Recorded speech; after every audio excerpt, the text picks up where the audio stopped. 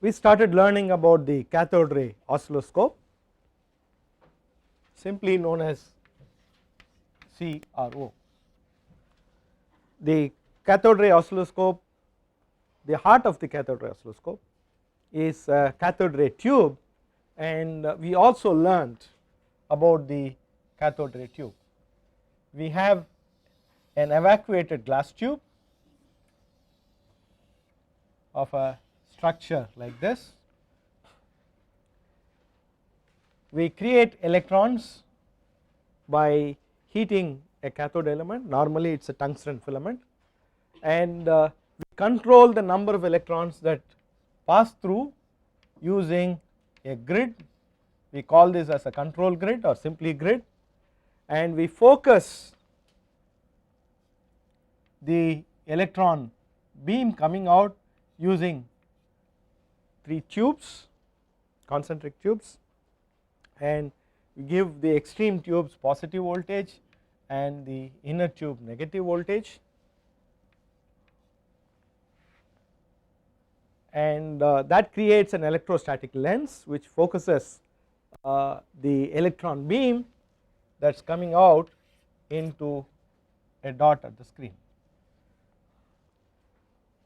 Now to move the dot on the x and y axis, we have 2 deflection plates, the plates that are kept horizontally and the plates that are kept vertically. So we have the vertical deflection plates, I call this as Vy, and the horizontal deflection plates we give a voltage Vx. I will make this time varying, this is time varying.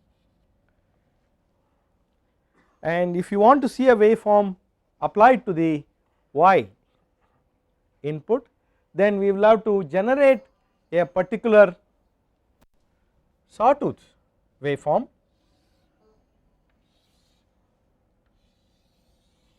If this is my y input, then I need to generate a sawtooth waveform,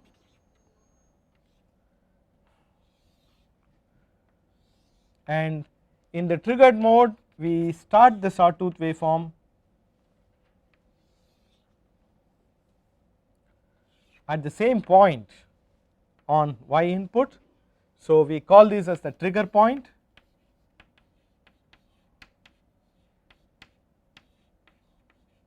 so the trigger point is uniquely defined by the level at that point and the slope at that point.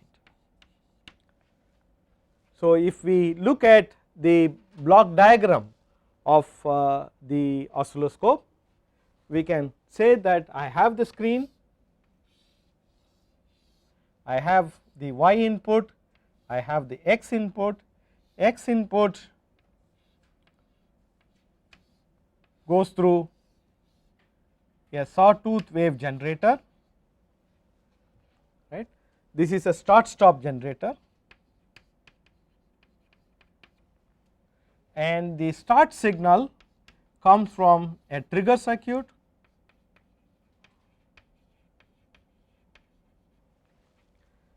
on the y side we have a delay line and then the y amplifier,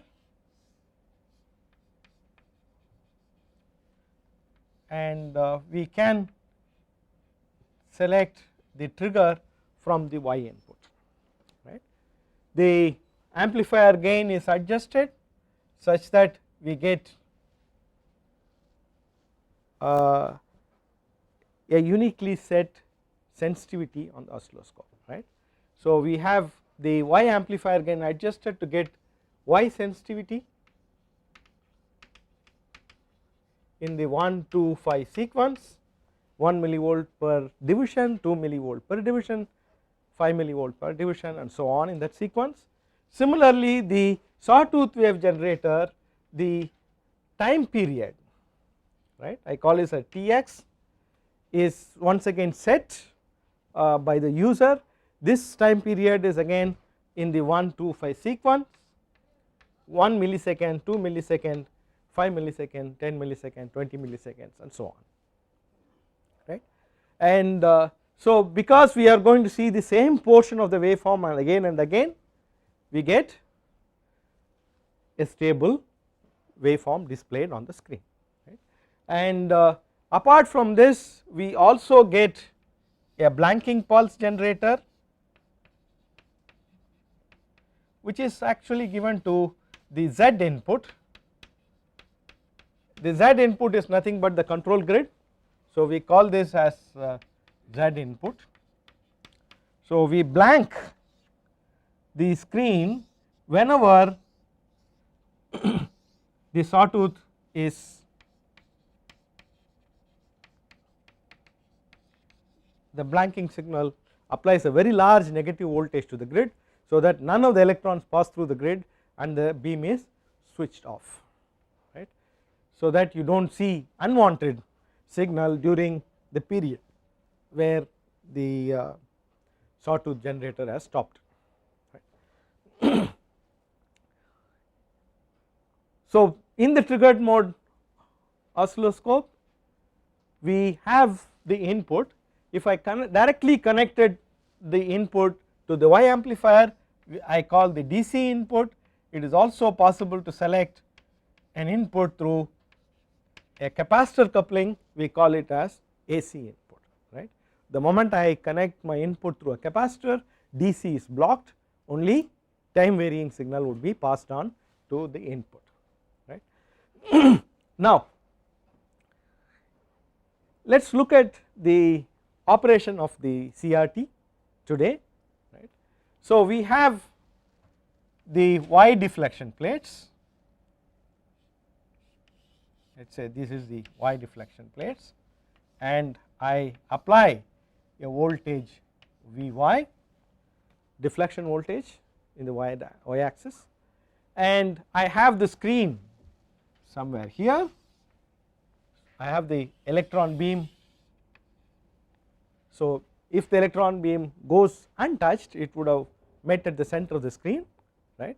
So and we now look at the center of the plate to the screen, we call this as the distance L, and the length of the plate is small l, right. The distance between the plates I call it as d, right. The separation between the plates I call it as d. Now if I apply a voltage plus Vy on this plate, the electron beam when it enters the field, that is a field, it will start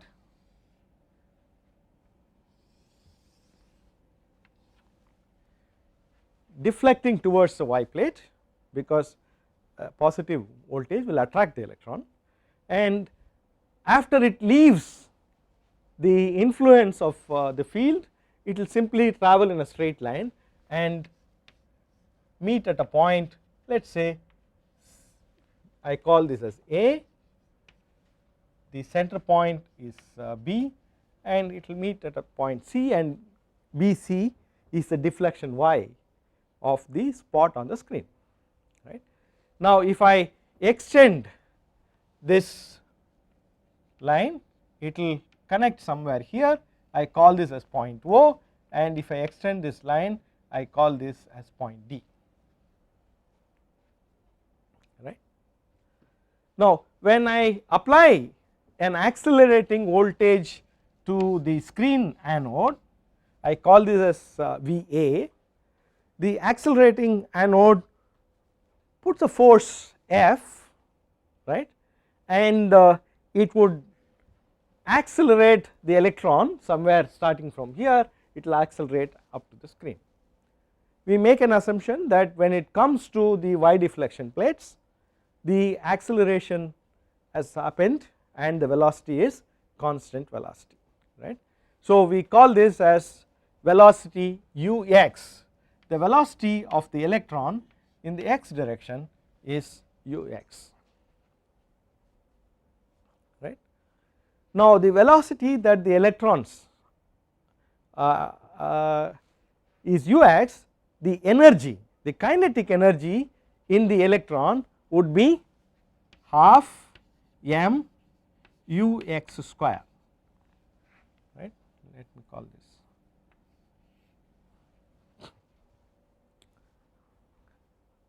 Okay. That is the total energy, and that energy must be the potential energy gained by the electron. The potential energy that the electron gains is the voltage it attains is Va, and its charge is Q, right. And if I look at it, what is Va? Joules per coulomb.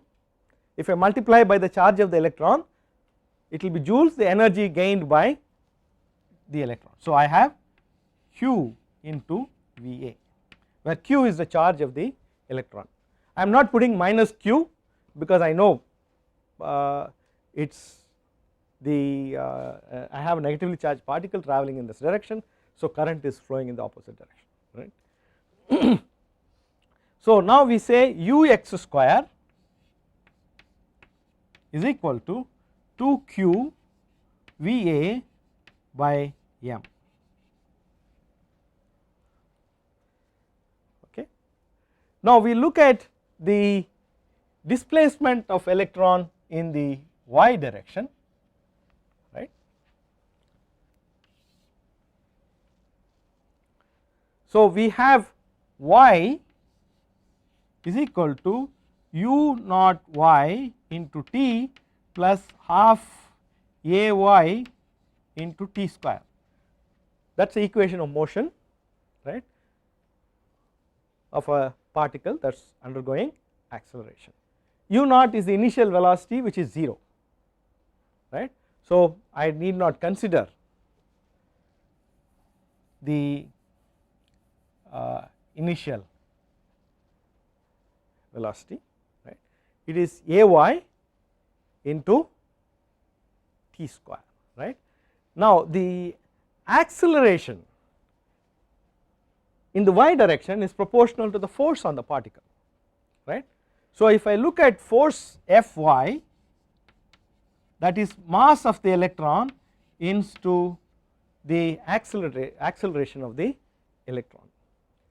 If I have a charged particle q in a field E, what is the force experienced?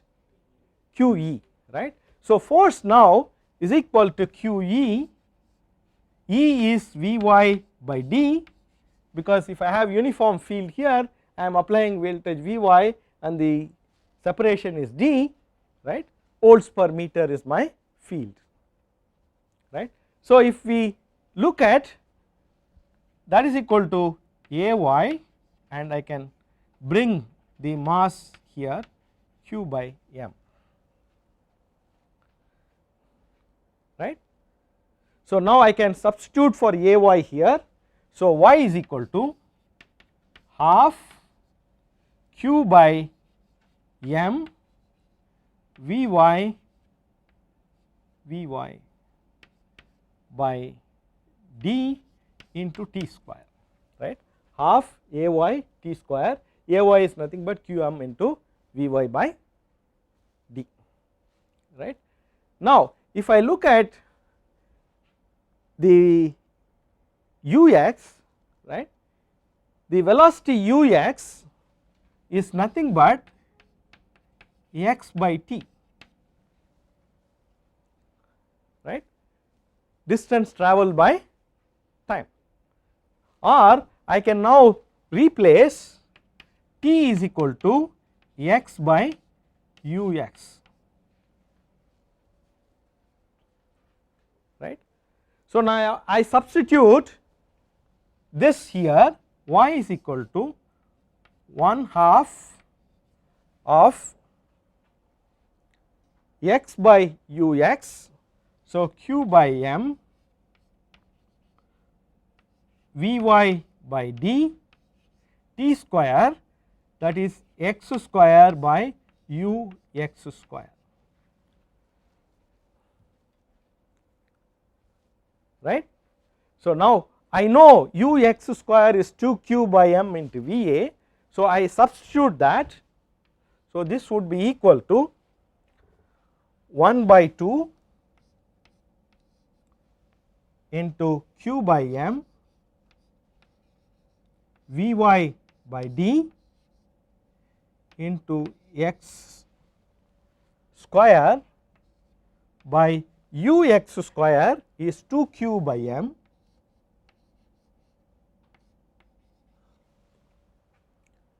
into Va.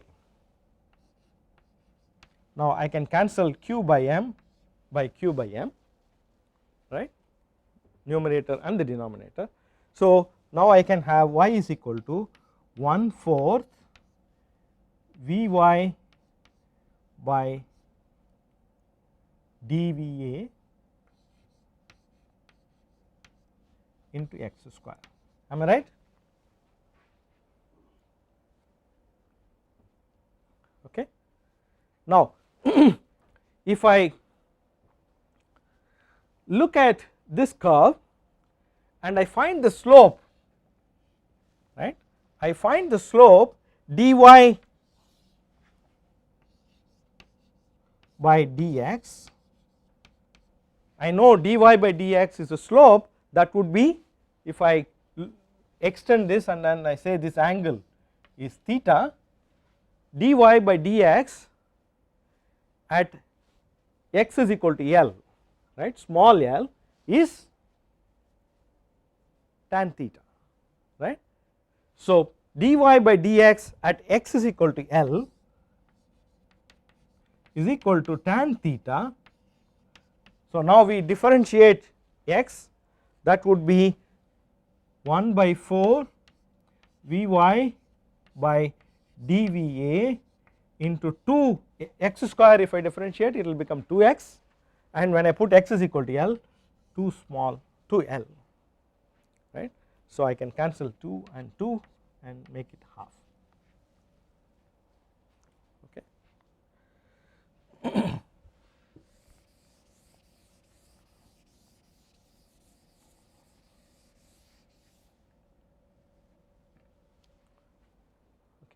Now, if I look at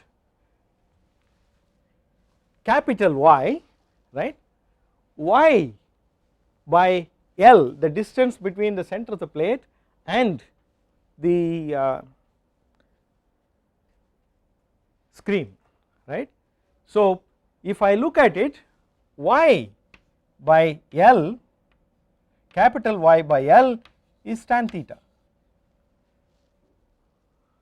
right, capital Y by L is equal to tan theta, and so I have Y, capital Y is L tan theta, and I already have the value of tan theta. So, this would be L into Vy by 2d into Va, right. So, I have the displacement for a given y, right. So, capital Y is the displacement, the voltage I apply to the plate is Vy is equal to capital L small l by 2d Va, where capital L is the distance between the center of the deflection plate to the screen, small l is the length of the plate, d is the separation between the pair of plates, and Va is the accelerating voltage given to the anode, that is a screen, right. So, this would give me centimeter per volt, right. So, this would be centimeter and this would be volt, right. So, that would be the basic sensitivity of the CRT. Now, if we look at on this, we assume that Vi to be constant, right, at least when the electron goes from the start of the deflection plate, when L is equal to 0 to L is equal to small l, right. During that time period, the Vy must be constant, otherwise this derivation is not valid. But Vy is not in our hands, Vy comes from the user. So, if I have a Vy changing, right, and then if I have a Vy change like this, it starts from here and ends here,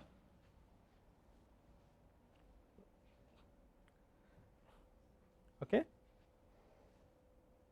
I would have a deflection not defined at all, right. The electron will start deflecting up and then it will slowly roll down and come somewhere here, it has no relevance to my waveform. Worse still, if I have another waveform which is exactly one cycle in that time, what is going to happen?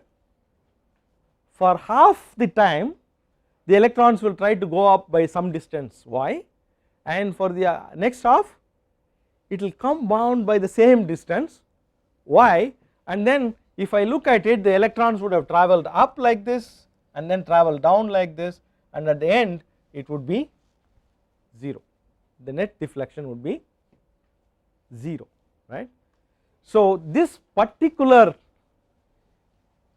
period, right, cycle, where even though I have my y input, because of the physical realities, because of the finite velocity of the electron, right, and the input will not deflect the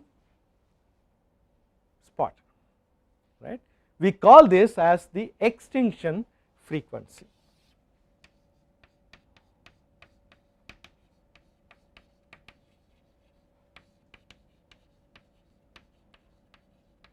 Right. The time period of the extinction frequency is equal to the time taken for the electron to move from 0 point on the deflection plate to the end point, right. So, that is distance, right. So, that is distance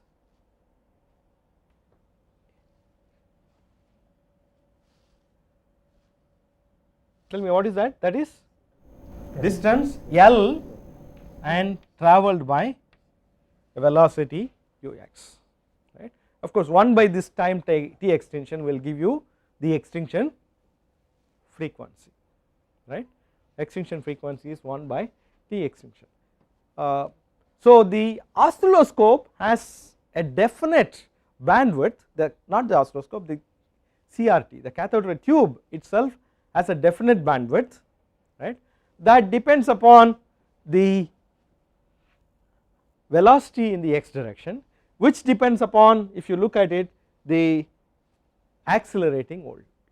If the accelerating voltage is large, ux will be large, extinction frequency will be large, and up to the extinction frequency, at least very close to the extinction frequency, can operate the CRT, right. So, if you want to have a very high bandwidth cathode ray tube, you need a very large accelerating anode voltage. Typically 80,000 volts, 100,000 volts would be applied as accelerating voltage, right.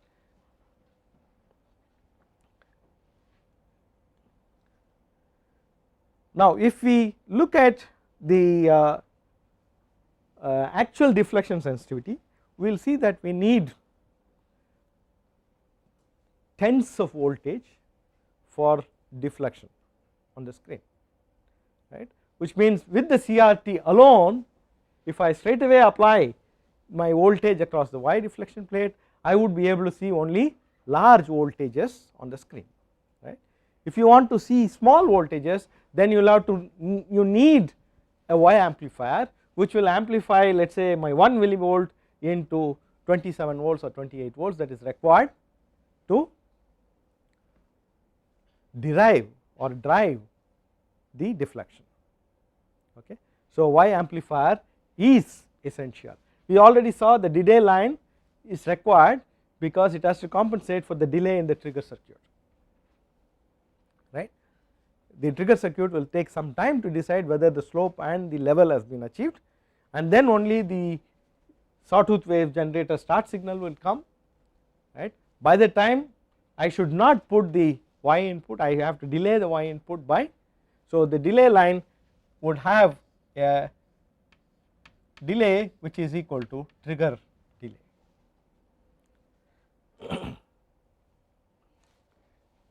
Okay.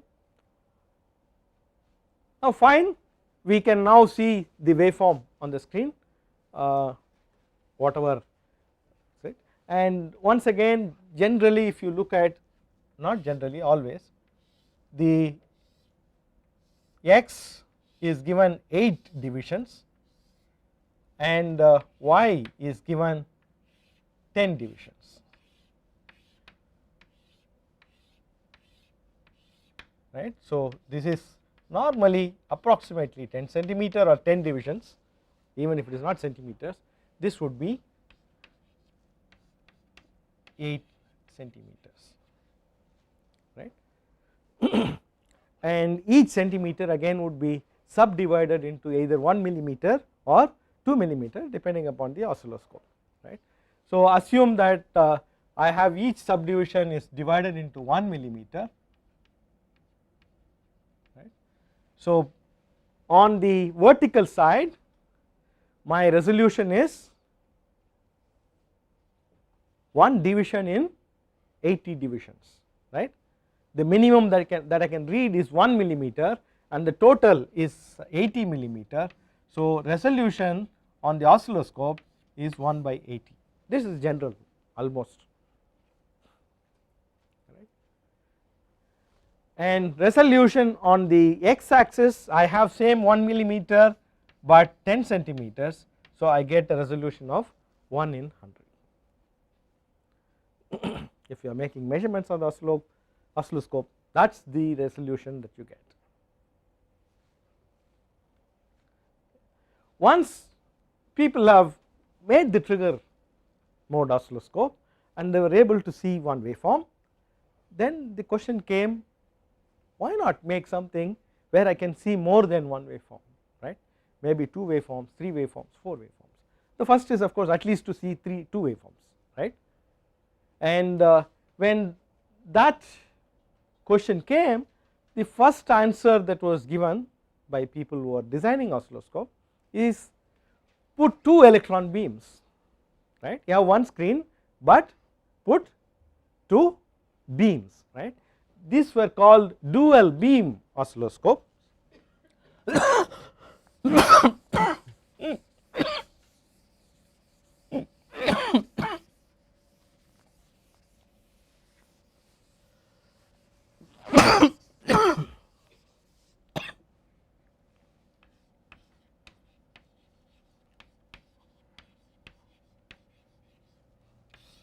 So the CRT itself had 2 beams, 2 x deflection plates, 2 y deflection plates, and everything else was duplicated. This kind of oscilloscopes, CRT based, dual beam CRT based oscilloscopes was not very popular because it became very complex, and when anything becomes complex become too expensive, right. And people also could not solve most of the problems, especially coupling between one beam and the other, because when you are trying to write on the screen with 2 beams, they will cross each other and there will be interference, right. So dual beam oscilloscope was a non-starter. There were some made, but soon people realized that is not the solution, right. Then people thought, I have a beam that is going on the screen, why not use the same beam, multiplex, right, and show 2 waveforms on the screen, right. So they brought in what is known as a dual trace oscilloscope. The beam is one, but you get 2 traces of the beam, right. You have only one electron beam and use the beam to multiplex 2 signals on it and show 2 different waveforms on the screen. Today of course you can get an oscilloscope with 4 channel, right. We call it as 2 channel oscilloscope, 4 channel oscilloscope, because the number of y channels, y inputs would be 2 or 4, right. Even there are some oscilloscope manufacturers give you 6 and some even 8, right.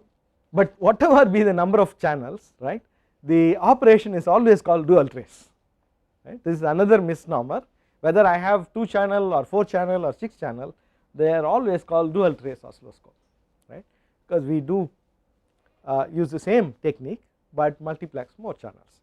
So let us take 2 channels, right. So here what we do is, on the oscilloscope we have 2 Y amplifiers,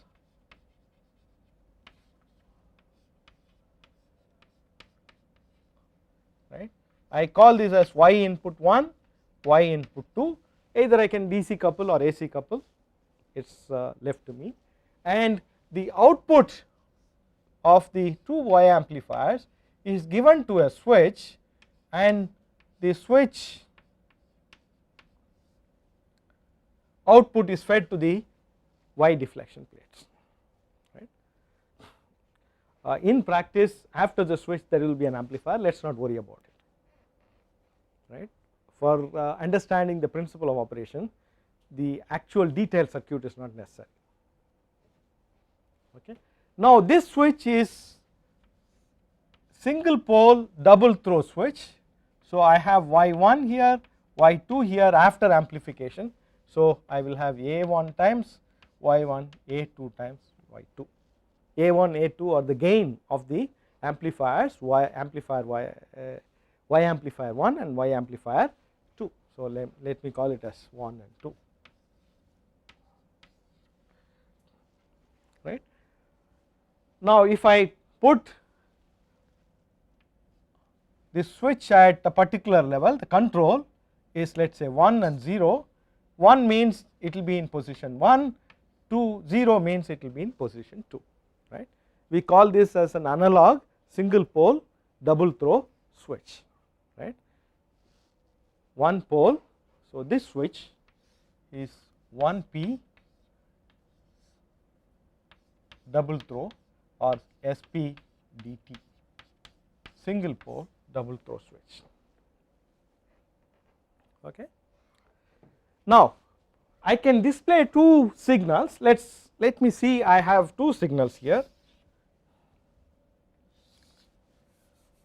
For once again, for understanding, I am taking simple signals, right. So this is my first signal, and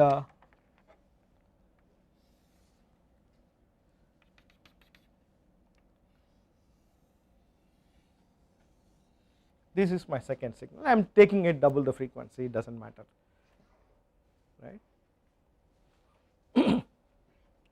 Now what I do is, I generate a sawtooth waveform.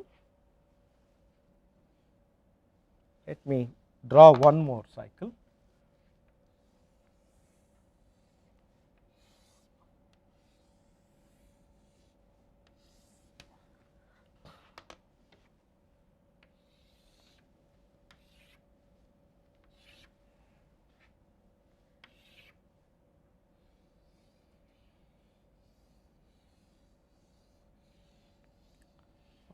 This is my Y1,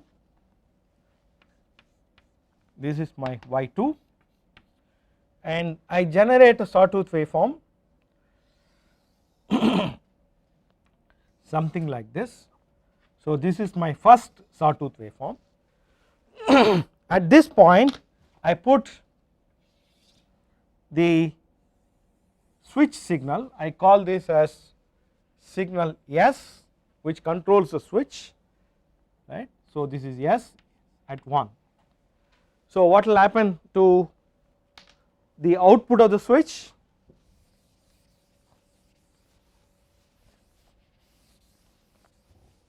What will happen to the output of the switch?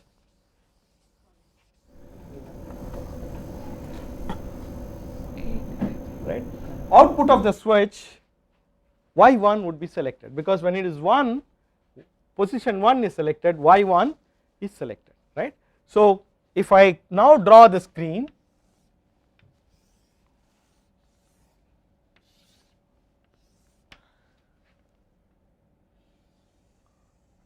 I will have y1 would be displayed for the first sawtooth, right. Now I generate the second sawtooth,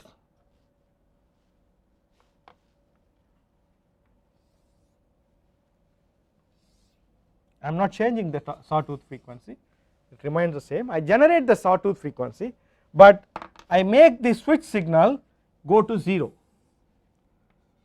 for the second sawtooth. Now what will happen to the y? It will no longer be in 1, right. So it will shift to, it will be connected to 2, right. Now what will the screen display now? The y input is channel 2, right, y2, so it will display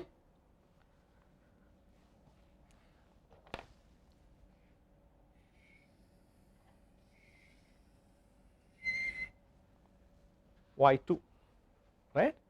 And when I go to the third one, I once again switch back to position 1, I make the switch control to 1, right, and what will happen to my screen? It will start displaying channel 1, right, y1. So now we see that alternate sweeps, right, first sweep I display channel 1, second sweep I display channel 2, third I display channel 1, fourth I display channel 2, channel 1, channel 2. So I alternate displaying one channel at any given time, right. So this mode of operation is called alternate mode.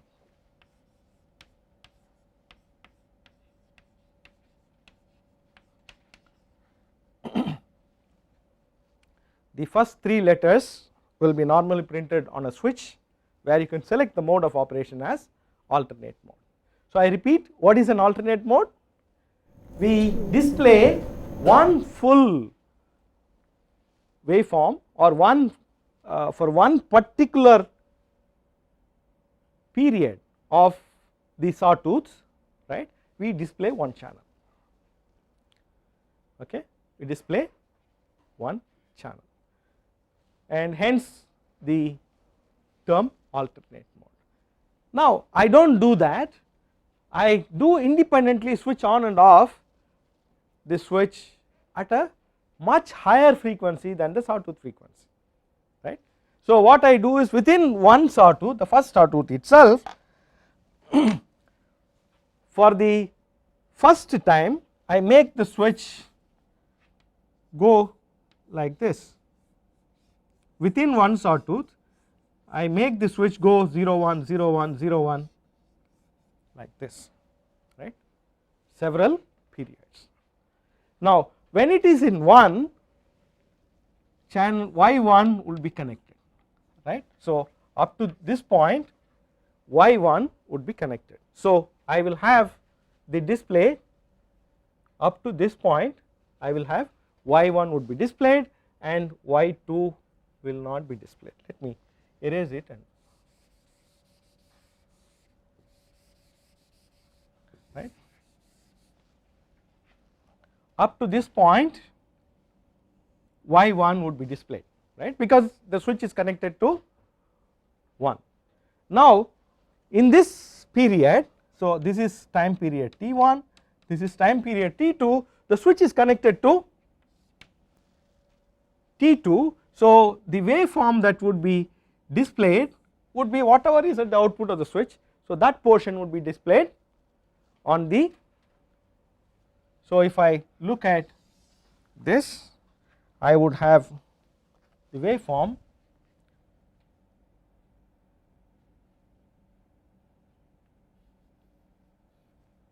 that would be displayed, right. In the third T3, again y1 would be connected, so I will have the waveform y1 displayed, right. In fourth I will have the waveform y2 connected, right. In the fifth y1 would be connected, so I will have y1 displayed. In the sixth y2 will be connected, and in the seventh I will have, right, y1 again connected, the 8th I will have y2 connected, in the 9th I will have y1 connected, in the 10th I will have y2 connected, right, and so on. Within one sweep I will have y1 y2 y1 y2 y1 y2 connected. Now if I look at this waveform, I see only bits and pieces of y1 and y2. So we call this as chopped mode of operation.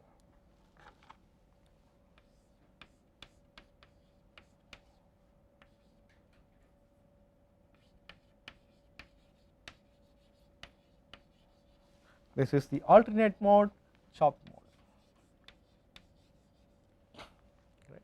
Does not really look nice because the pieces that I am choosing are very large, right. Even here what we can do is, I go 1 0 1 0 1 0 1 0 for one sweep, and then in the next sweep I make it as 0 1 0 1 like this, right. It starts with 0 1, here it has started with 1 and 0, right. Now what will happen in the first sweep, for the first time portion t1, 1 was connected, so it was displaying 1. In the second sweep, for the first time period, what will be connected? 2, right. So in the second sweep it will display 2, right, and in the the first sweep it will display 2, in the second sweep it will display 1, so it will display 1, in the third it will display 2, so now I will have the display completed,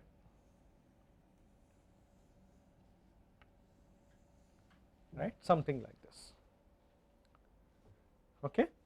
By simply altering the way 1 0 1 0 goes on the switch, in the first sweep I make it 1 0 1 0, in the second sweep I start with 0 1 0 1 0 1, third sweep again I come to 1 0 1 0 1 0, I fill up all the blanks, right, that was left in one sweep with the other.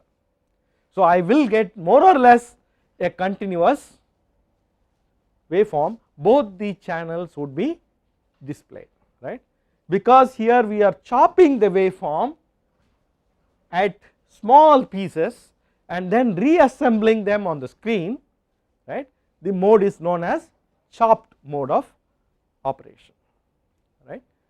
So I can now use one CRT, one sweep generator, and then display two waveforms, right. In general we also give a DC voltage, right, a controlled DC voltage to these amplifiers, we call this as offset voltages, right.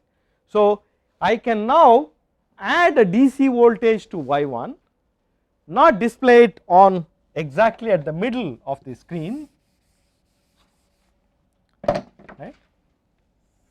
So now I display y1 slightly above, this is y1 plus DC1, I have shifted the waveform slightly up by externally giving a DC offset to my Y amplifier. Similarly I can shift y2 by giving a negative DC voltage, right, and shift it down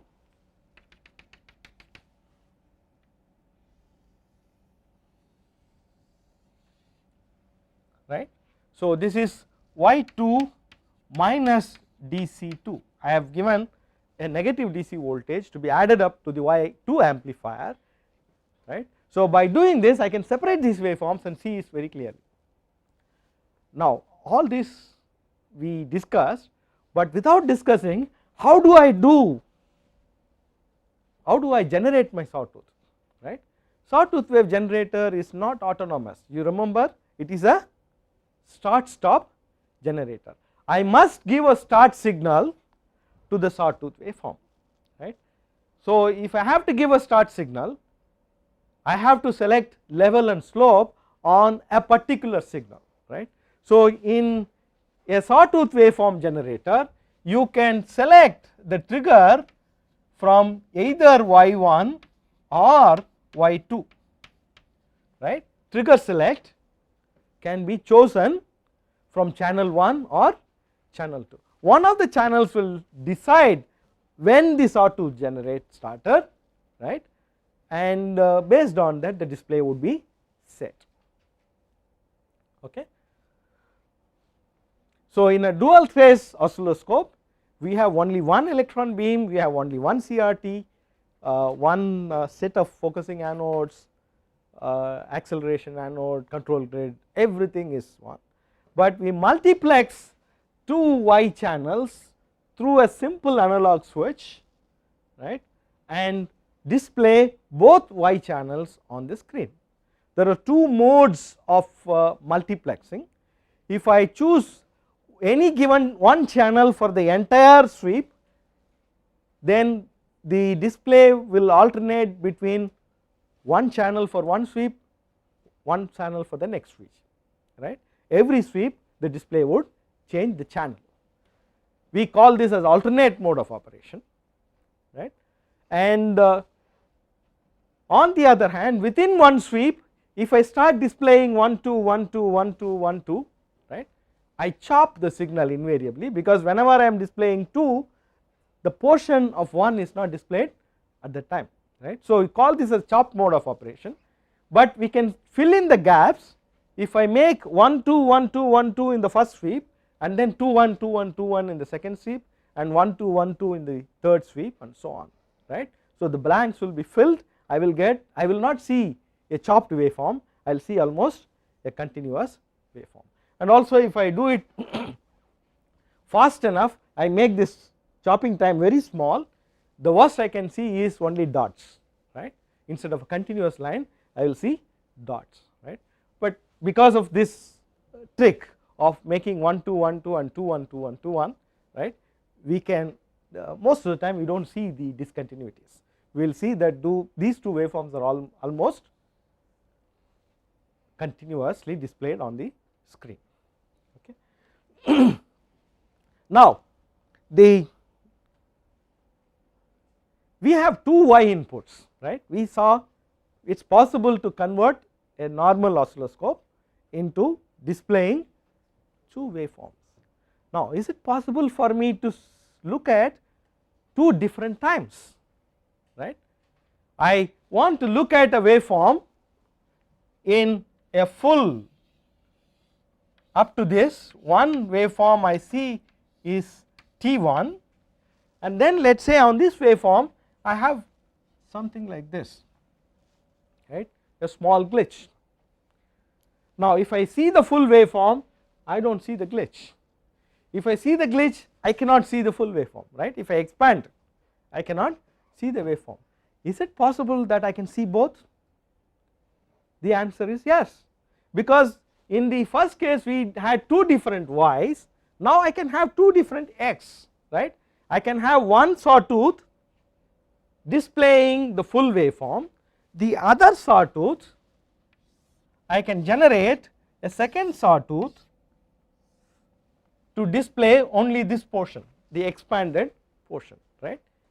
If we do that, then we get the oscilloscope that is called dual time based oscilloscope.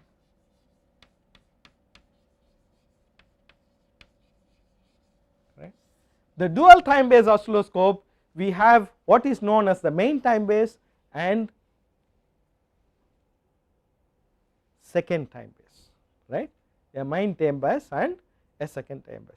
We will look at the dual time based oscilloscope in the next class.